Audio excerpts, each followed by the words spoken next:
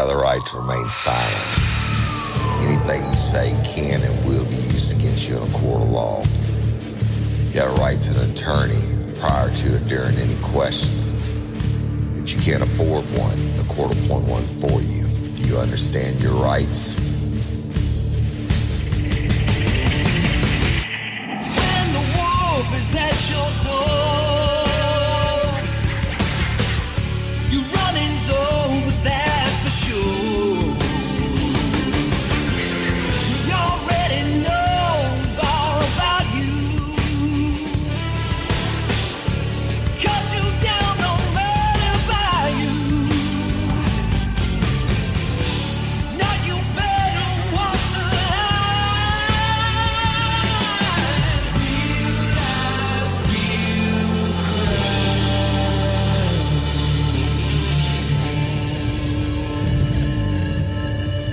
real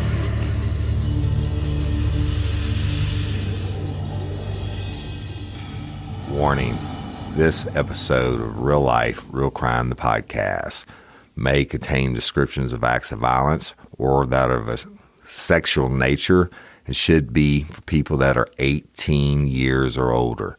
Heed my warning, people. I do not get the facts of these cases off of the internet or from some television show. The facts I'm retelling you were presented to me by the victims of the crimes or the perpetrators who committed the crimes against the victims. My descriptions of the crime scenes, what I saw with my own two eyes. If you're going to get offended, please turn this podcast off now. Thank you. Hello, everybody, and welcome to this episode of Real Life, Real Crime, the podcast. As always, I'm your host, Woody Overton. And today, we're going to be concluding, finally, the series Mo. And I think it's probably the second longest series I've ever done, y'all. But thanks for listening. It's different because I got to read all the interrogation transcripts and everything like that. And y'all remember, I am reading exactly what is a matter of public record. If I say the N-word, it's what they've said. I don't believe in that word or anything else. Certainly not a racist or anything like that. But Patreon and Convict members, thank you so much, as always, for your continued support. I'm going to put up the whole case file and redact, faces and stuff on the murder photographs and things like that. But it will be put up on the Real Life, Real Crime Community app. That being said, we're going to get started on this conclusion. And today in the studio, I have with me a guy that I've known for over 22 years, maybe 23 years, and his name is Jasper Brock. So I'm going to introduce you to Jasper Brock, who I've known probably 22 or 23 years. How you doing, Jasper? Doing well. All right. Glad to be here. Thanks for coming. It's a real honor to have you. Y'all, Jasper is, in my mind, well, let me sum it up for you like this. If I get in trouble criminally, knock on wood, I'm calling Jasper Brock. Okay. He's the top defense attorney that I know, criminal defense attorney. He's been doing it a long time. Jasper, how many years have you been practicing? I've been practicing since 1991 and doing 90% criminal since probably 95, 96. Right. And then where'd you go to law school? I went to Tulane Law School. Which is naturally very prestigious, right? So, got out, and I've only known you to do criminal defense, and I've known you since I was in my uniform patrol days. Lots of times, even though we went up against each other a lot, but more than that, I used to make all my extra money. Back in those days, they didn't have any details, but I'd get 3 or 4 subpoenas a day for motion to suppress or probable cause or whatever. So I got to see you I got to watch you work a lot in a courtroom. Even if we weren't against each other, you were against other people. Always impressed the hell out of me. It's not an ass-kissing statement, y'all. I'm just telling you the truth. So Jasper came in today. Well, let's talk about this. Your practice is where? It's in Livingston, in the town of Livingston. Town of Livingston. And I got to go to your office last week on Friday. But you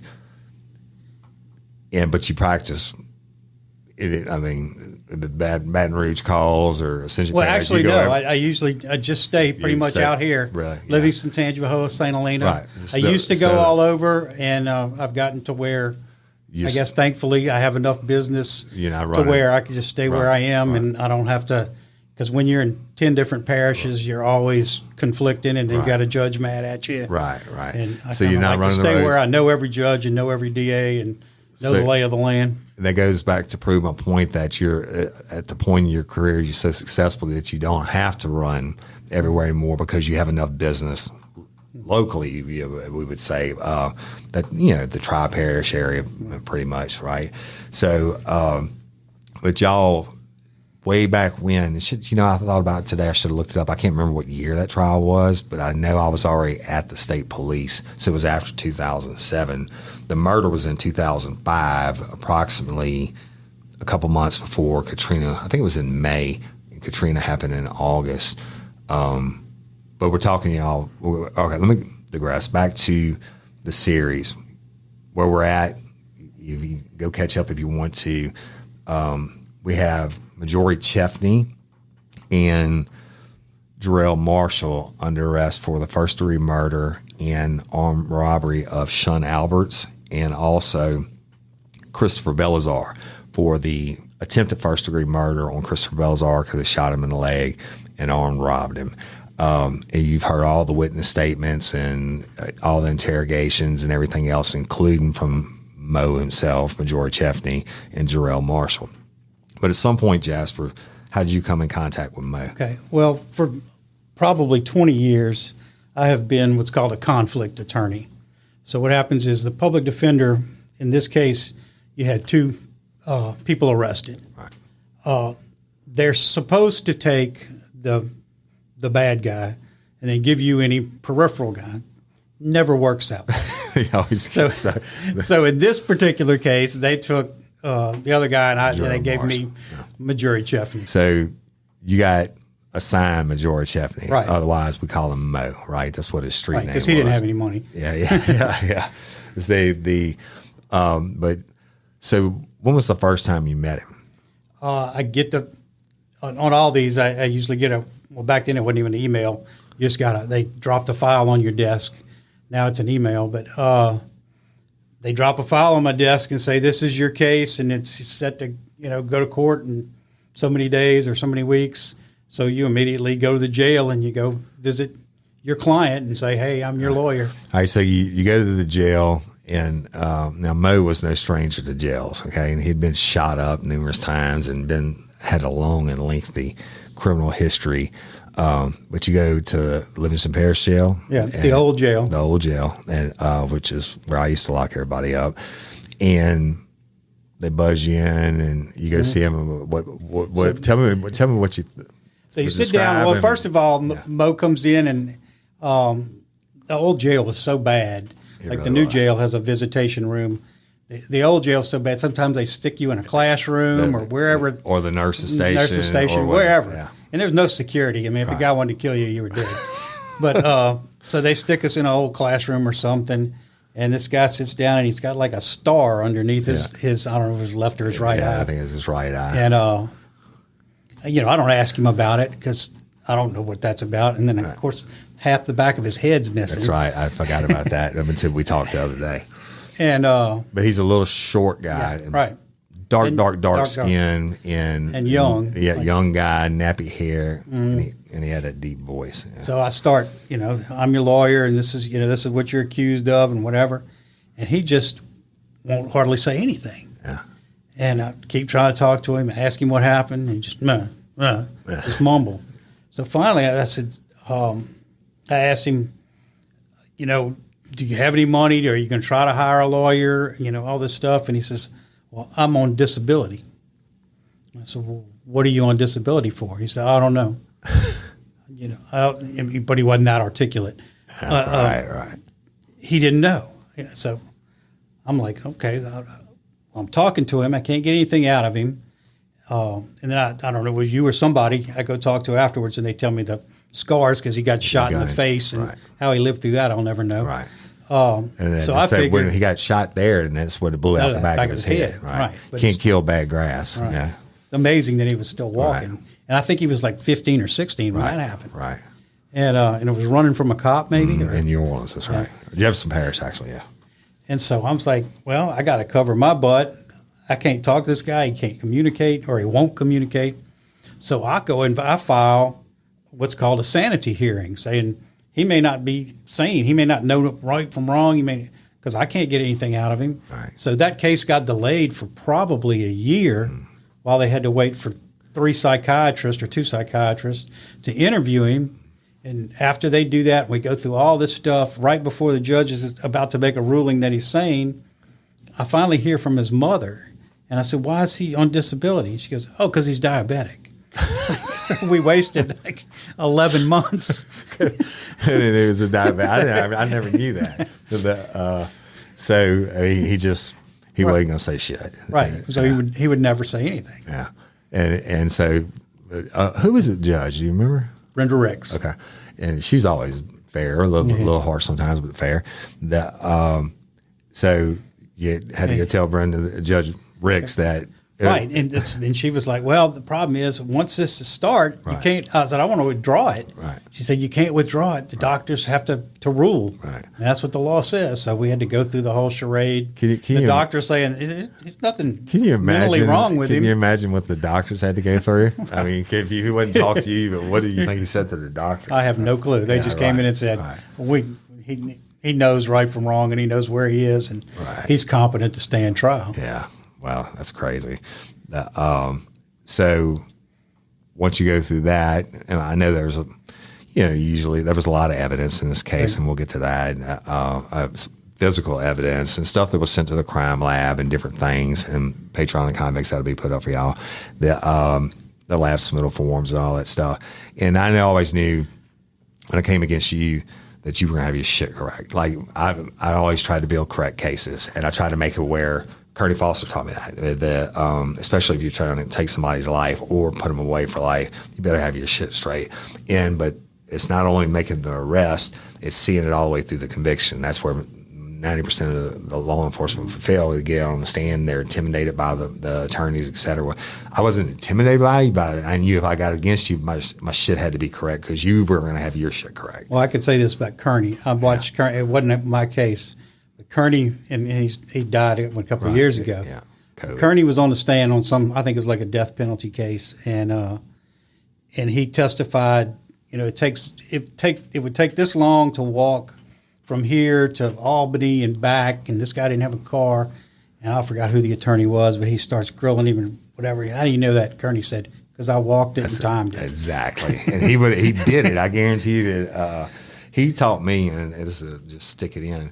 So if Kearney said it, you learn pretty quick. Right. Don't waste your time questioning it. But I like to watch him and glean him. When I first made detective, it was the Wahlberg kid that killed out of Albany. They got run over, the pizza boy. I had one of those guys too. They were back on this thing, and Kearney was on the stand testifying. He kept turning and pointing at the defendant, and the defendant got all pissed off. But he kept, every time they had asked a question, no, your client did it, and pointed. And I took that in and I used it on David Constant's trial.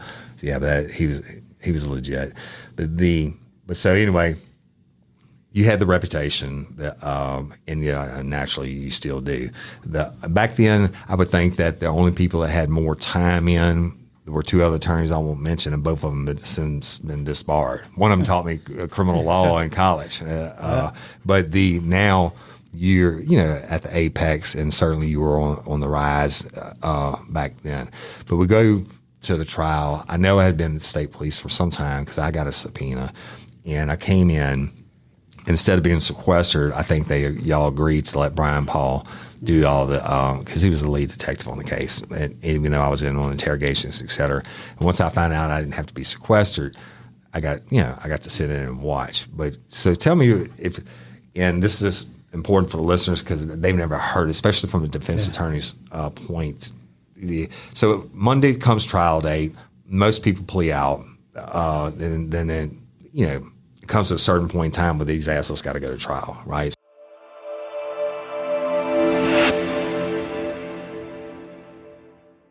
Hey, y'all, you want to hear something that's even more shocking than an episode of Real Life, Real Crime or Scorched Justice or Bloody Angola or any true crime podcast?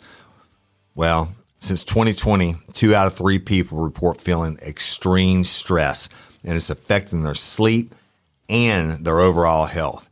If you ever been sitting in traffic and you got the knots in your stomach, or you get sick to your stomach before a big presentation, that's because your gut, not your brain, is responsible for your stress response. So to manage your stress and feel calm and in control, you have to give your gut what it needs to thrive. I trust Thrive Probiotic because it's recommended by some of the biggest names in the health industry. Hey, including me. Just Thrive does more human clinical trials and research than any other supplement company on the market. It's a game changer for helping you sidestep gas, bloat, constipation, and it's been shown to help flip the switch on stress so you can feel confident and in control. And for the next level stress management, we pair the probiotic with Just Thrive's breakthrough new formula, Just Calm. Just Calm's proprietary ingredients have been clinically proven to do the almost unimaginable. They reduce perceived stress, improve your sleep quality and energy, and even encourage better focus and flow. Just Thrive Probiotic and Just Calm make the perfect 1-2 punch to beat the stress before it beats you. You can learn more about this groundbreaking company at justthrivehealth.com. No fake marketing, no claims, just real, scientifically proven results. Y'all, stress is the root of nearly everything that makes life harder. Sleep loss, low energy, dissatisfaction, irritability, illnesses, etc. And science has proven that the high stress is a foundational part of heart disease, high blood pressure, obesity, diabetes, autoimmune disease, anxiety, and depression, and a whole lot more stuff. You know, the stats since 2020, it's just crazy. 2 out of 3 people feeling the stress. More than 80% of people say stress is affecting their physical health, and 73% believe stress is impacting their mental health. Well, over 50% of the people have trouble sleeping because of stress. And according to the studies, 8 in 10 U.S. adults feel so much stress, they say it's affecting their physical well-being. Stress is linked to some of the world's most persistent health problems: health disease, high blood pressure, obesity, diabetes, autoimmune disease, liver dysfunction, and of course, anxiety and depression. Y'all, Just Thrive Probiotic and Just Calm make that perfect 1-2 punch and that perfect combination to help you. And right now you can get 15% off site-wide when you go to justthrivehealth.com and use code RLRC at checkout. That's justthrivehealth.com and use code RLRC at checkout. Hey, take control of your health, people. Just Thrive Probiotic and Just Calm is the way to do it.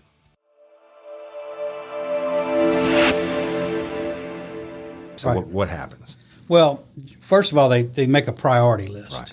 So there may be 10 people set for trial one week, and there's a priority list. This is who we want first, all the way down. And I don't think he was number 1. I think he was 2 or 3, and it just so happened that 1 and 2 pled. So it was not. It was kind of a shock that he was going. Right. So he went in a case like that. It was second-degree murder. Right. There's only one sentence you can get. It's life in prison. Right. Let me interrupt because we always charge them with maximum, right? Because it was an armed robbery and it was a double shooting. So we charged them with the first degree and they dropped it down to second degree. And no defense attorney is going to plead their client to life in prison. What's malpractice? You're going to trial. Yeah. Right? You're going got to no trial. choice. You're going to trial. So that, and y'all in the state of Louisiana, from you listeners around the world, life actually means life here. If you get sentenced to life, there's no probation, no parole. You're going to die in prison. It's a death sentence. So when Spark something uncommon this holiday with just the right gift from Uncommon Goods. The busy holiday season is here, and Uncommon Goods makes it less stressful with incredible hand-picked gifts for everyone on your list, all in one spot. Gifts to spark joy, wonder, delight, and that's exactly what I wanted feeling. Hey, y'all, I ordered a super cool piece. It's a candle with a sculpture of an LSU Tiger Stadium on top of it. And each officially licensed laser cut wooden replica features up to 4 layers of detail, creating a bird's eye view of a specific football field, seating section, and more. And every label includes your stadium's name, the team's logo, and school location. And it has a coconut, soy, vegan wax infused with sandalwood smell that creates tailgates and touchdown scent profile, reminiscent of game day. It's invigorating like fresh cut grass and nostalgic like smoke from a pre-game grill, and calming like the crisp autumn air of a new semester on campus. Y'all, I love it. I have it at the base of my TV, and I'm ready to watch the Tigers play on Saturday night, right? Uncommon Goods. Look, when you shop at Uncommon Goods, you're supporting artists and small independent businesses. And many of their handcrafted products are made in small batches. So shop now before they sell out this holiday season. Uncommon Goods looks for products that are high quality, unique, and often handmade or made in the U.S. They have the most meaningful, out of the ordinary gifts anywhere. They even have gifts you can personalize. From holiday hosts and hostess gift to the coolest finds for kids, to hits for everyone from the book lovers to diehard sports fans. Uncommon Goods has something for everyone, not the same old selections you can just find anywhere. And with every purchase you make at Uncommon Goods, they give $1 to a nonprofit partner of your choice. They've donated more than $3 million to date. So to get 15% off your next gift, go to uncommongoods.com/RLRC. That's uncommongoods.com/RLRC for 15% off. Don't miss out on this limited time offer. Uncommon Goods, we're all out of the ordinary. Hey, y'all, let me tell you about Gobble. All Gobble meal kits are pre-prepped. That means less work for you and less waste in your kitchen.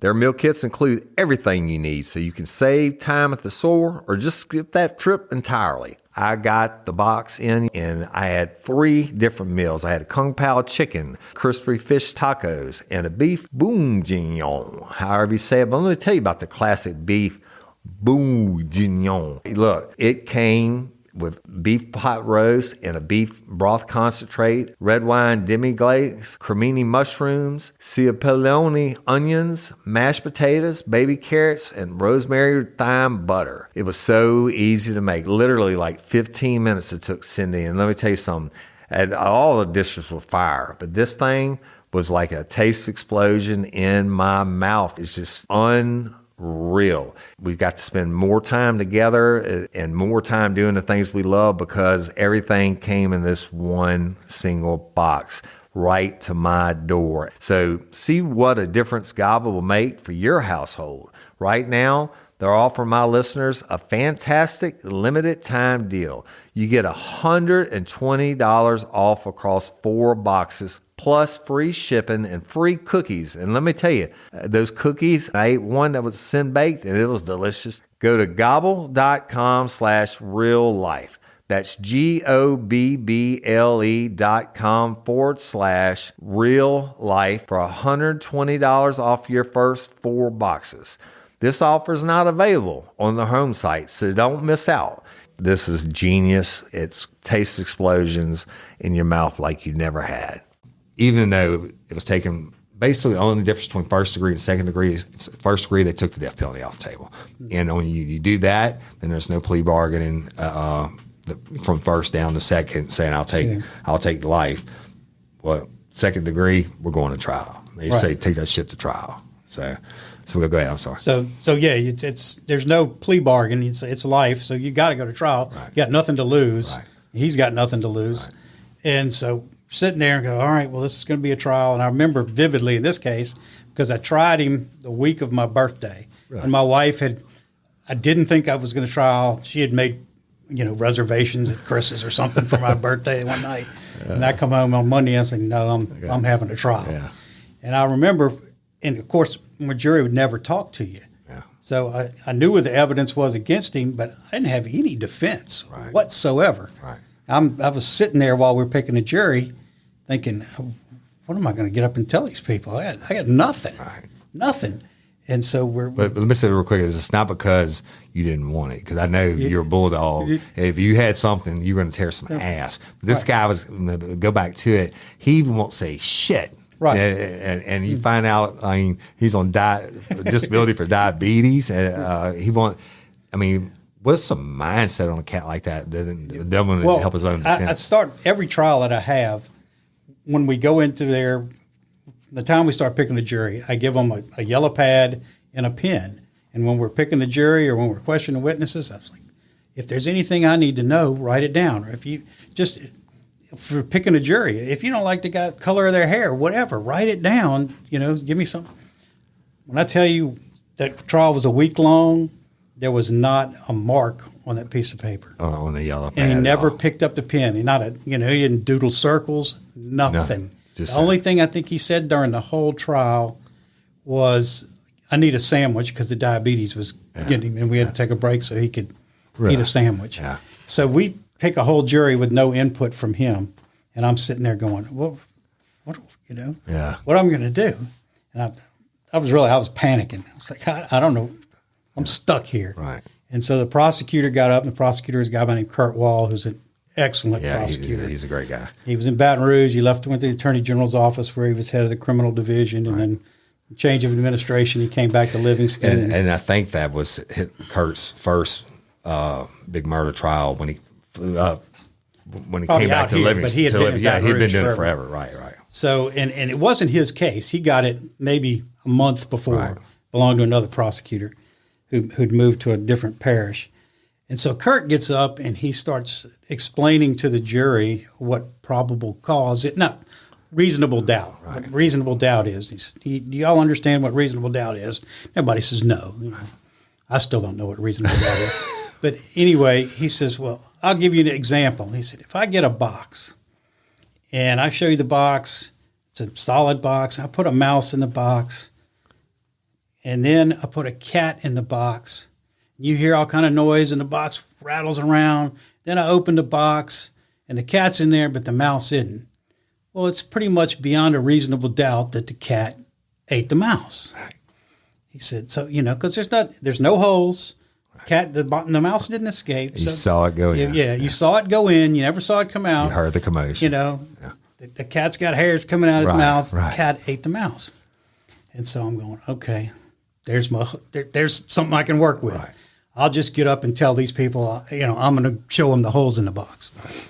So he goes through all that. So he does his opening argument, and I still got nothing. I get up and I said, there's all kind of holes in this box. There's holes, there's motive holes, and there's, where's the gun and whatever. These are holes in the box. I'm just basically throwing anything I can up against the wall to stick. And then we get into the trial, and then everything changes. Right. So after y'all's opening arguments, I know you can't remember who was called first and all that. I have no idea. But certainly the crime lab would have been called at some point or whatever. But I know I was there when Brian was called. Well, Brian came before the crime lab. I know that for a fact. Right. And that's Brian Smith, y'all. He's now the chief criminal deputy for Livingston Parish Sheriff's Office, my old partner that you heard about in this series and on a bunch of other ones. So Brian gets in, and Kurt would have got him up there. Who are you? What's your name? Who do you work for? How long have you been here? And how did you become involved in this case? Right. And I think he was probably the first witness. Yes. And so he gets up there and he tells the whole story, and he's probably testifying for an hour, and he gets up and he says, well, we interviewed, and I forget the other guy's name that got shot, Balazar? Christopher Balazar. So he said, yeah, we talked to Balazar, and Balazar tells us that Chefney runs up, says, give me the dope or give me the money or whatever, puts a gun in the hand, and Shun says, don't do this, Noonie. Hey. And then he shoots him, and I jump up and I go, Judge, mistrial. And the judge is like, whatever. She's like, get the jury out of here. Right. So she sends the jury out, and she's like, what are you talking about, mistrial? I said, Judge, nobody ever told me this. Yeah. Nobody ever said that the victim called the shooter by name, and it's not my guy's name. Right. And she said, well, she said, why is that a mistrial? I said, well, that's what's called Brady material. Right. You're supposed to have it. Famous case, Brady, that says that if you have something that may exonerate the defendant, you have to turn it over to his lawyer. Yeah. And that's pretty exonerating that he called the shooter a different name. Right. Well, they never gave it to me. Right. So the judge was like, well, and people say that criminals have lots of rights. They do, but sometimes they get shafted. Yeah. And in this case, it's just, well, I'm not going to declare a mistrial, but I'm going to give you an hour recess to deal with this information. It's like, what am I going to do with an hour? Yeah. My opening statement would have been Nooney did it. Right. So anyway, we come back in and I asked Brian, I said, so he called the guy by name? Yeah, it wasn't my client's names. Yeah. So then we get through him and then they move on to the crime lab. And the crime lab gets up there and they say, they tell about all the stuff they find and all the stuff they tested. And they start talking about stuff by the garbage can or something. And there was some marijuana out there. And I jump up, mistrial again.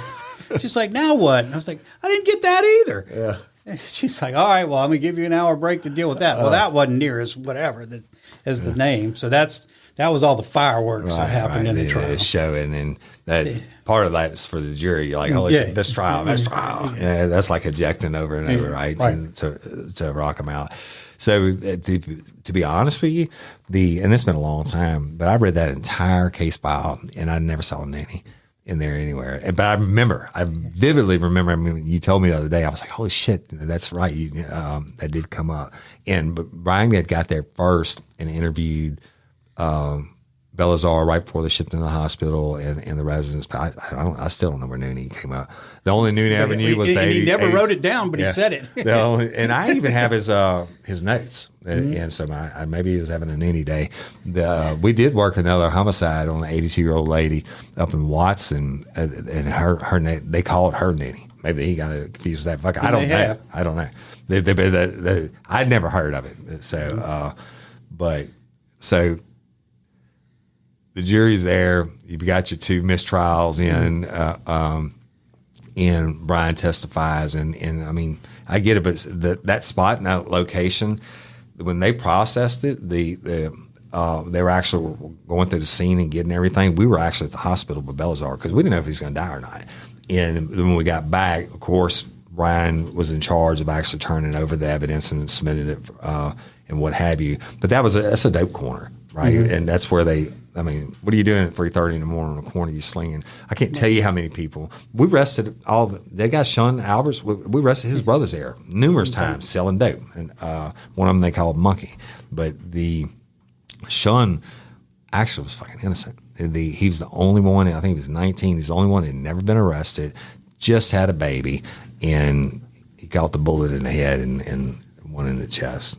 And then Chapman, had got sent there by his aunt, his mama, to live with his aunt because she afraid he was going to get either he was killed already or in trouble go to in New Orleans. Prison in New Orleans, which he managed to do here. So when we got the warrants for him and we sent it to NOPD, most of the time NOPD, that stands for no other police departments. They don't give a fuck about your warrants. They were like, fuck that. We know this cat. We want him off the street. And that for them to go say somebody's bad, that means they're really bad. They didn't want him back in New Orleans. So he ran back to New Orleans after this. After he knew we were on to him, which was crazy. So what happens? So we go through the rest of the trials basically uneventful, and so we get to the closing arguments, and so now I'm like, well, I got all kinds of stuff from the closing argument, all the stuff I didn't have in the opening. So of course I get up and spend the whole time saying, Nooney did it. Nooney did it. Here's this hole in the box. Here's this hole in the box.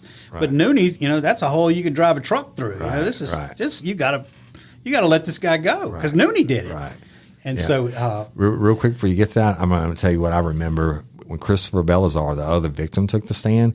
He was pissed. He didn't want to be there. Oh yeah. He was actually. I think the prosecution had to get permission from the Judge Ricks to treat him as a hostile witness. He wouldn't. He didn't want to talk at all. He didn't want to talk. He would, when they were asking, "Do you see the person in the courtroom who shot you?" He wouldn't say "dick." And Kurt was like, "Yeah." I mean, kept trying. He's like, "Your Honor, can I treat him as a hostile witness?" And then he got his ass, and finally he did. He got all defensive and sat back, and he was like, "Yeah, that's him right there," right, and pointed out Mo.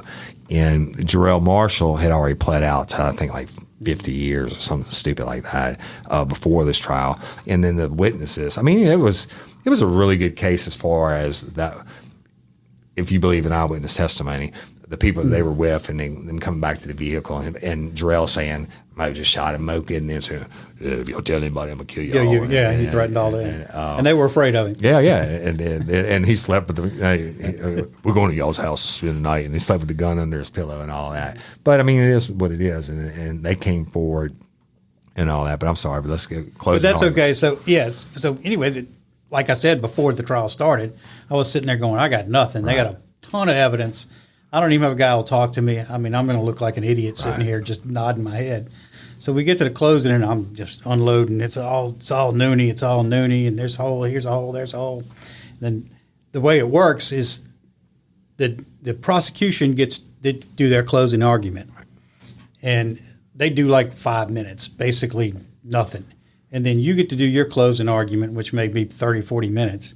But then they get to rebut your closing argument. Right. So they really save all their stuff for the last one. And they come back and and then hit they come on back what you say. and address everything you said. Right. So but you don't get to address everything they say. Right. So first of all, Kirk gets up and he's like, Nooney, he's from New Orleans. He's probably in, New Orleans. Right. New Orleans. That's what Nooney was. Right. He knew he was from New Orleans. That's why didn't know his name. Yeah. So that's he's making that BS up to cover up for the Nooney thing.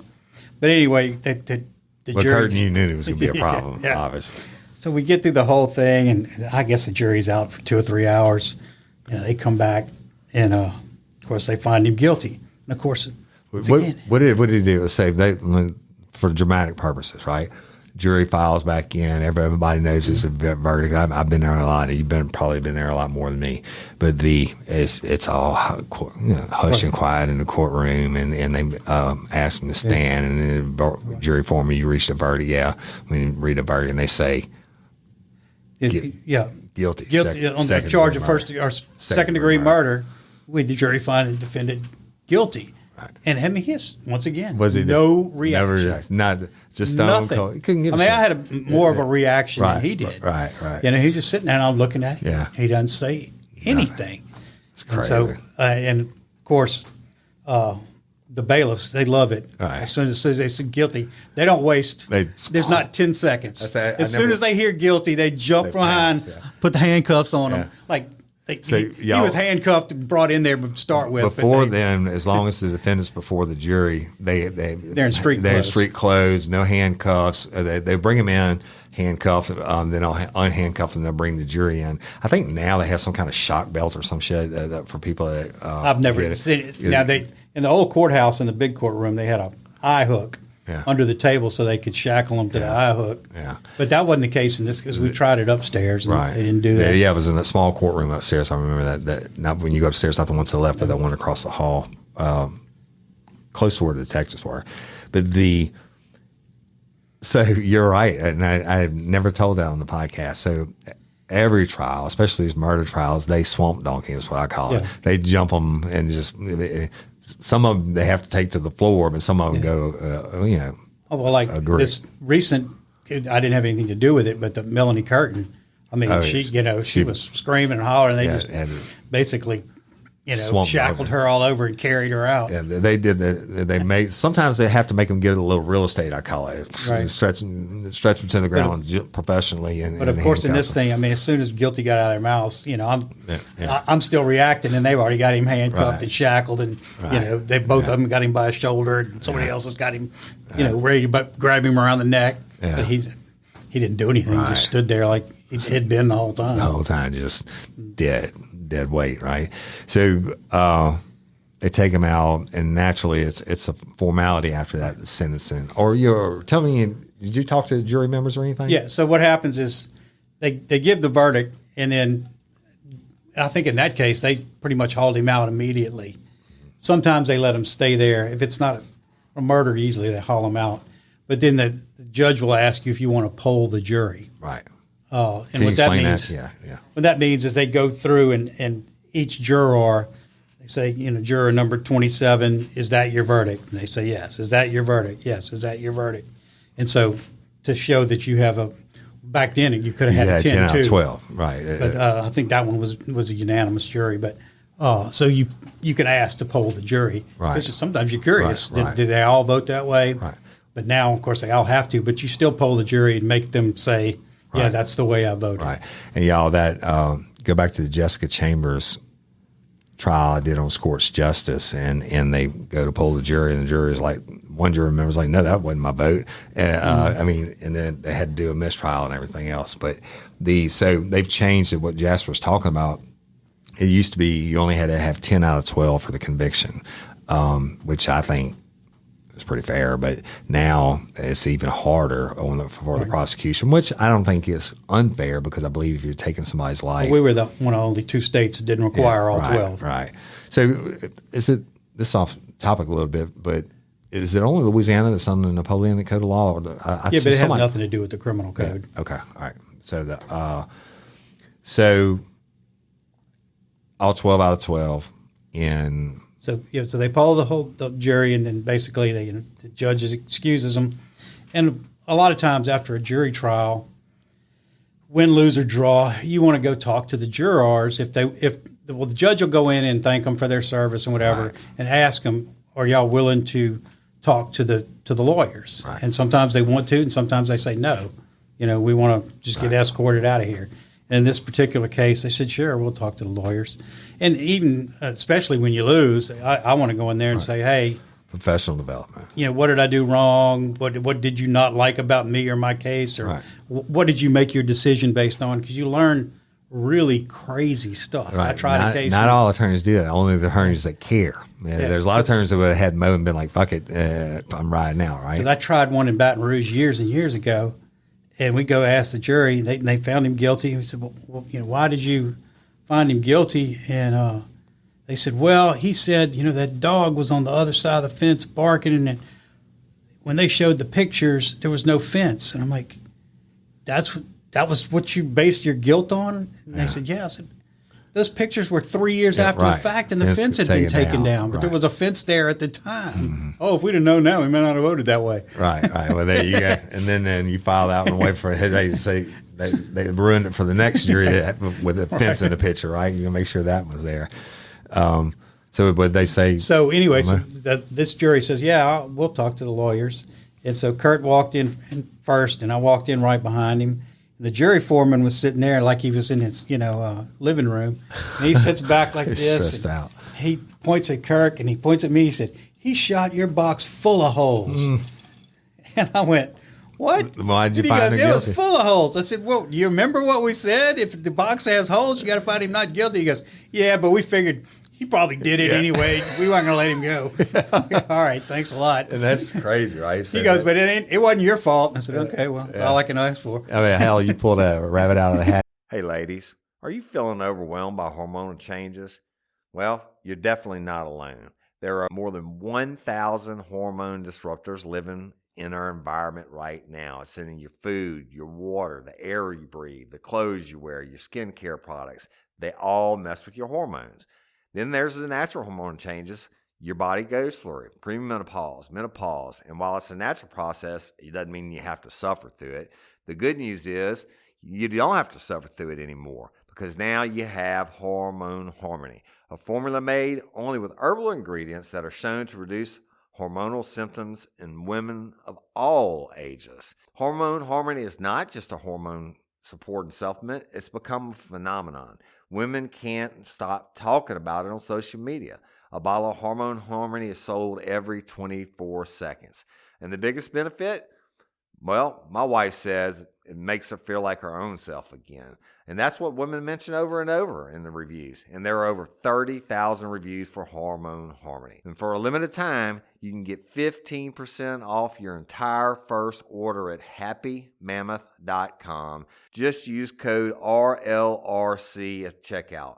That's happymammoth.com and use code RLRC for 15% off today. That's happymammoth.com and use code RLRC. But anyway, to get that much out of them, that's why I always say DAs love to say they have a 98% conviction rate, and they plead most of the cases out, but rightfully so, because cases like this, even like this, where it seems so clear cut, you never know what the fuck a jury's going to do, and that's the one thing. Or sometimes even a judge, but especially the jury, you just never know. And people don't realize that if there's 10,000 cases, and there's probably more than that Right. in Livingston Parish this year, and it's probably more than 10,000, I'll bet there'll only be 15 trials. Exactly. Maybe It's 20. not a lot. I mean, what is that? Less than 1/10 of 1%? Yeah. Because you don't go to trial. If the state doesn't have a good case, they're going to plea bargain it. Absolutely. And if you're going to lose, you're going to take the plea bargain. Right. So there's very few cases go to trial. All the murders were, Right.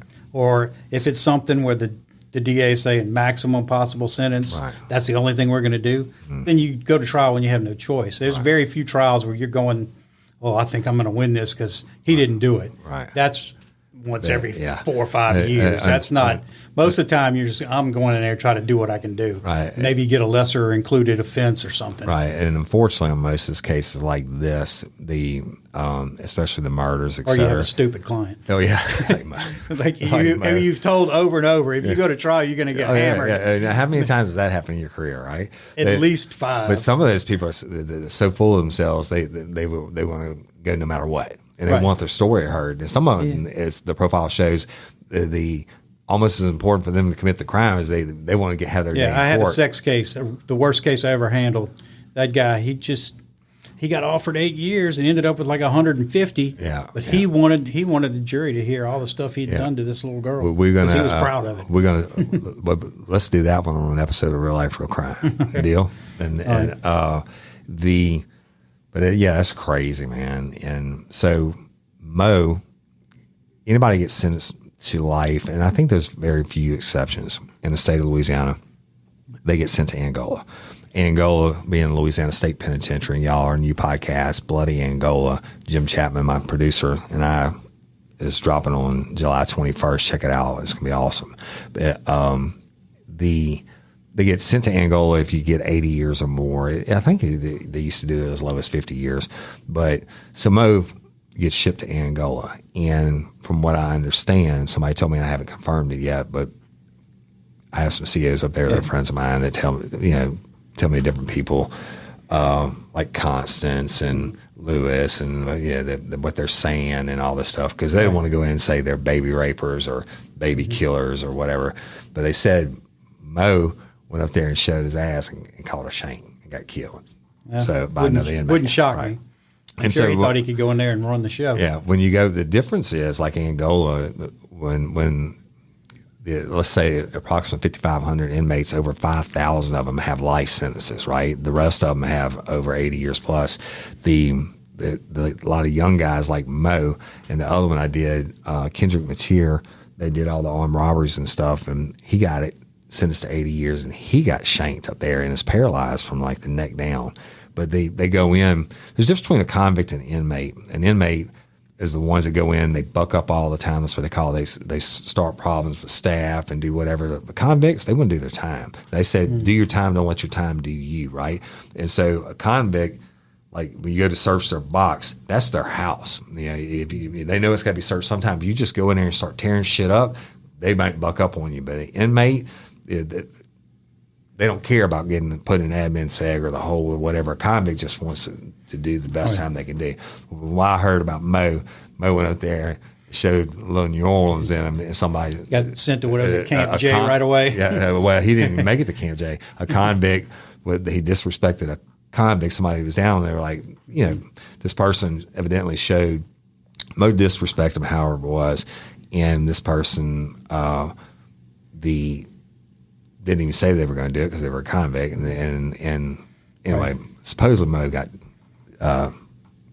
Angola justice, bloody Angola justice, and died kind of how he lived. Now, I can't verify that, y'all, but I'm pretty sure it's true. And he probably would have been before he was 30 or 35 for sure. He had no respect for human life. You saw the crime scene photos. He shot Sean right in the face, and then again in the chest, and then he would have killed Belazar if the gun hadn't jammed. Right. That piece of shit, Tech 9. He shot him, and I forgot. Yeah, it was a Tech 9. Tech 9, which is the And that worst, was the same thing worst. they used in that they had with the case you were talking about before, the Wahlberg case. Yeah, and was They were real popular for a while. They were real popular. The shittiest firearm ever made. but they look cool. They look great. They love the holes in the barrel, and even they were talking about it in the witness statements. In this case, they were like, yeah, it had that clip in the front and the handle in the back, and we got the holes in the front. Yeah, it looks real cool. It's a piece of shit. Every case that ever worked, when one was fired, it jammed,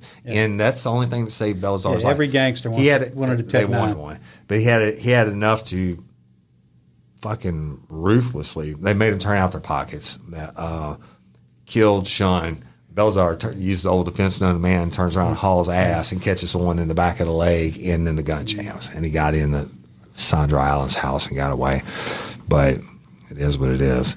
And, the unfortunate for Sean Albert and his family, I guess his kids probably now are adults and everything else. And the one that was... Yeah, I don't even remember what year that was tried. It was like 2011, 2010? Yeah, it was. I went to state police in 2007, and it was after that, so I'm at least 2009 probably or something. But that being said, I appreciate you coming in and telling it. I wanted to end this series. I wanted to put together and never had the criminal defense perspective before, but I want the lifers to know now, and I'm going to ask you to come back, because we had a lot of cases together. The very first one I ever did when I started Real Life Real Crime was David and Christina Constance, right? And I did it on a dare. You were Christina Constance's attorney. I was, that was a crazy one. She's, and we were talking about the other day, she used to send me, didn't she plead out to like 40 years or something? No, it was only 20. 20, really? She got a sweetheart of a deal. Yeah, and so of course she might be out. She filed motions saying I was an ineffective lawyer. Oh, yeah. I did read that. But she was, she was kind of off a rocker.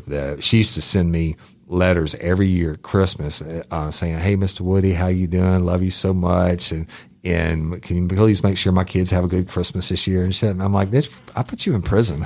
I know. And she writes me letters saying, will you ask Mr. Woody to send me my pictures? I don't know if he has yours. But so 20 years, she might be out. No, unless she would have had to do 17. Yeah. Well, I mean, pretty young close. kids, she might not have got parole, but who knows? But Christina, if you're out, we hope you're a lifer. Yeah. But I heard the other day, I got some confirmation. The victims in that case, and I won't say whose kids they were. One of them is married now and has a great job and has kids. The other one is in Southeastern in school and stuff. So that's kind of Double Clutch is in Angola. Double Clutch is telling everybody in Angola his wife framed him. Yeah. And that's the only reason he hadn't called her saying. Now, he's not stupid. He wasn't formally educated, but that preferential pedophile, he's super intelligent. That's how he got away with it for almost 40 years. Christina was actually one of his first victims. Well, she was not. Yeah, she wasn't all there. No, she wasn't the sharpest tool in the shed by any means. And but he did offend against her. He was actually dating Christina's older sister and offended against Christina when she was like 12 or 13. They ran away together. That's the only arrest he had on his record was him being found in a hotel room with Christina when she was a juvenile, and they got it dropped and they got married or whatever.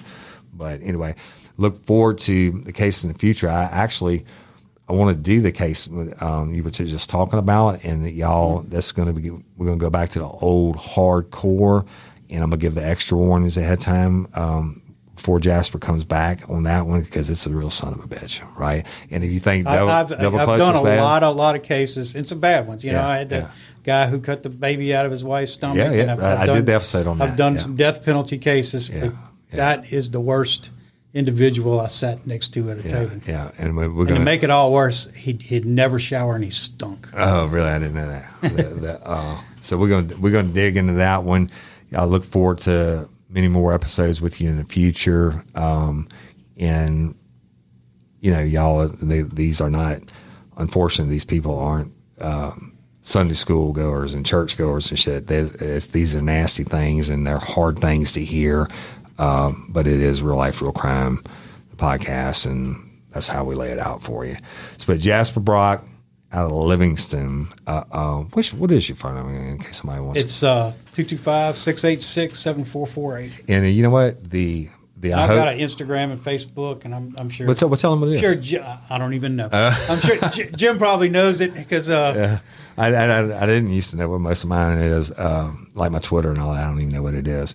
But if you need something in the Tri-Parish area, if I need something, I hope if I was out of the Tri-Parish area, you'd come help me out, right?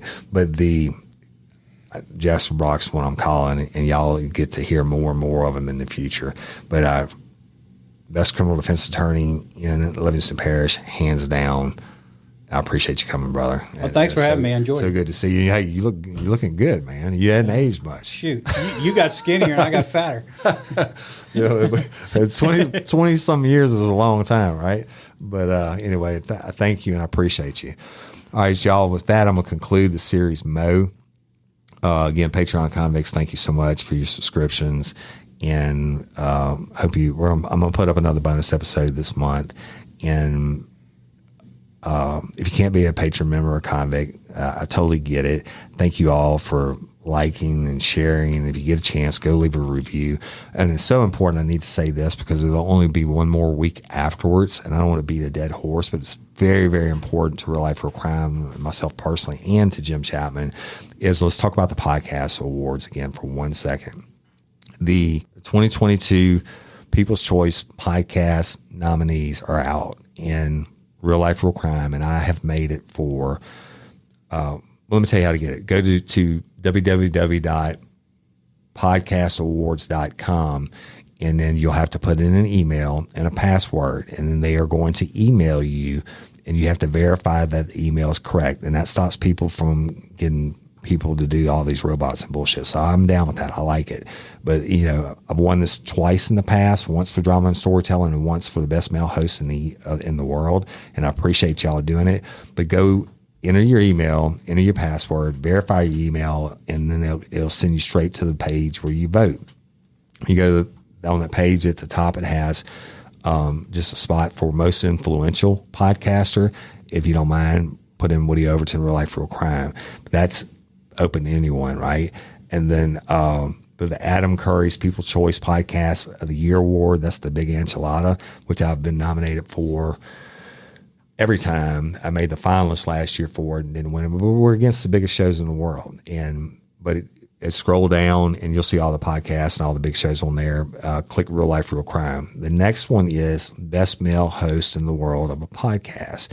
We won that last year, thanks to y'all. And not the biggest show in the world, but I have lifers, and I love y'all, and you rocked it, and you've been rocking it, and I appreciate it. But best male host, scroll down, hit Real Life Real Crime.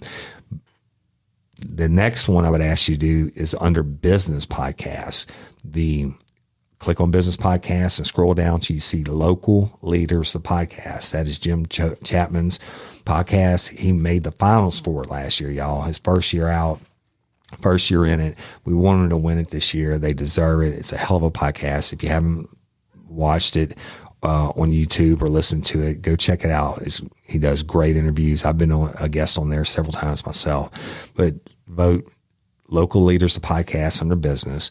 Then you go down to true crime and click on that. Scroll down to Real Life Real Crime. We've been nominated again. And click on that. And then the last one being drama and storytelling. Click on it, Real Life Real Crime. And what will happen is on July 31, the voting will end. The public voting will end. And now when you sign up, they have a spot that says, are you a listener, a podcaster, or both? Check whichever you are. And underneath that, it says, would you be interested in participating as a final judge?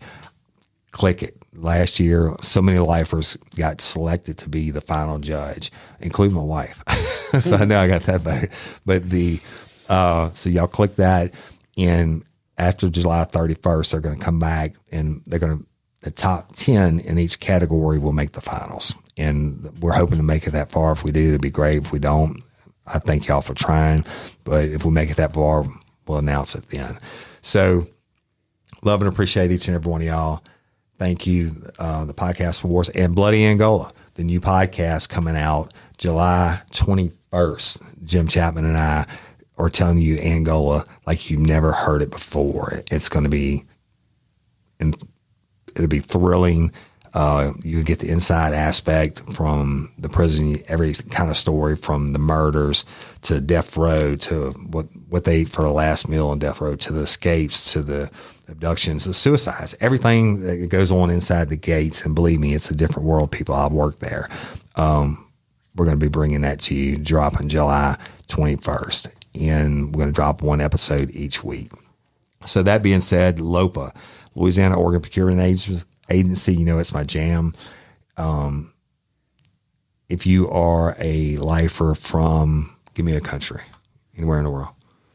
Germany. From Germany, and you want to be an organ donor, you don't have to be from Louisiana. Go to lopa.org, click on it. Takes about 2 minutes, fill it out, and be a hero, right? Become an organ donor.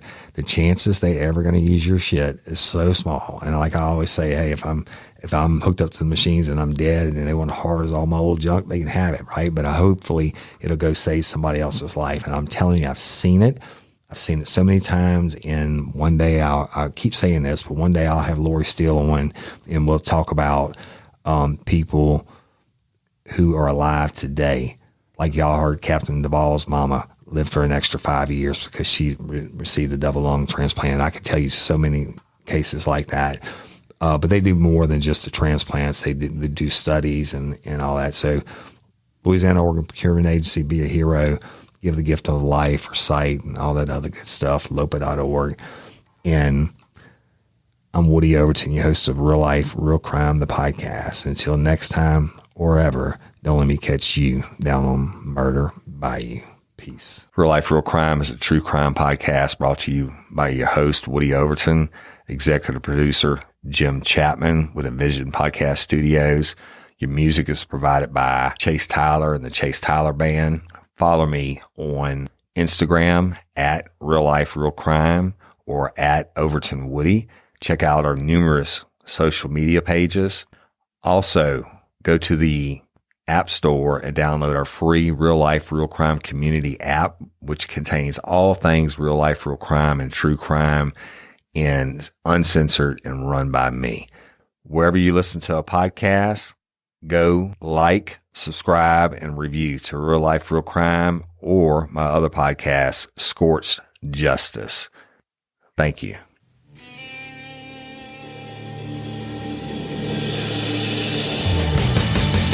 You have the right to remain silent. Anything you say can and will be used against you in a court of law. You have a right to an attorney prior to and during any question. If you can't afford one, the court will appoint one for you. Do you understand your rights?